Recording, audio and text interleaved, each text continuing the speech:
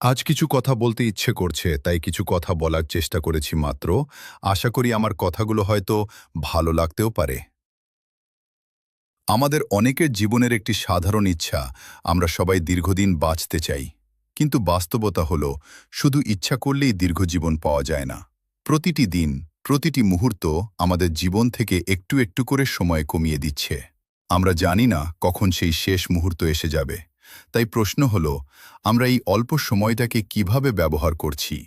আমরা প্রায় স্বার্থের জন্য এমন অনেক কাজ করে যাচ্ছি, যা আমাদের বিবেক মেনে নেয় না। মনে রাখা দরকার, স্বার্থ সাময়িক, কিন্তু নৈতিকতা স্থায়ী। একটি প্রবাদ আছে, অন্যায় করে জয়ী হওয়ার চেয়ে ন্যায় করে হারা উত্তম। কারণ অন্যায়ের সাফল্য অল্প সময়ের, কিন্তু তার ফল ভোগ করতে হয় দীর্ঘকাল। আর একটি সত্য কথা হলো, আমরা সবাই একদিন এই পৃথিবী ছেড়ে চলে যাব। তখন আমাদের সম্পদ, ক্ষমতা, তা বা অহংকার কিছুই সাথে যাবে না। সাথে যাবে শুধু আমাদের কাজ আর মানুষের মনে রেখে যাওয়া স্মৃতি। তাই বলা হয়, মানুষ তার সম্পদ দিয়ে নয়, চরিত্র দিয়ে বড় হয়।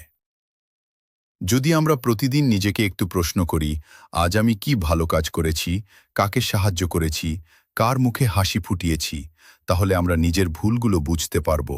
আত্মসমালোচনা মানুষকে উন্নত করে, আর উদাসীনতা মানুষকে ধ্বংস করে। শেষে একটি কথা বলেই শেষ করছি, জীবন ছোট, সময় সীমিত, কিন্তু ভালো কাজের সুযোগ অসীম। তাই আসুন, আমরা এমন জীবন যাপন করি, যাতে বিদায়ের দিন এসে গেলে আফসোস না থাকে, বরং তৃপ্তি থাকে।